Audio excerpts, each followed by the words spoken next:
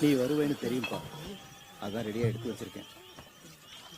வேணாம்ப்பா, மனசு சரியில்லை. ஒரு மனுஷன் எவ்வளவுதாயா கஷ்டப்படுறது?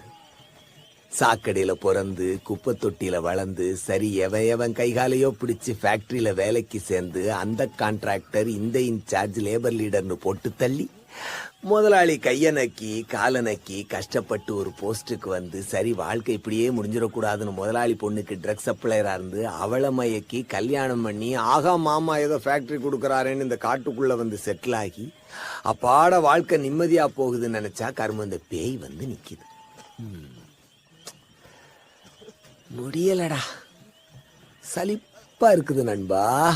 நண்பா வா, இப்படி பக்கத்துல வந்து உட்காரு, மனசுக்கு ஆறுதலாவா? ஐயோ மரியா சார்,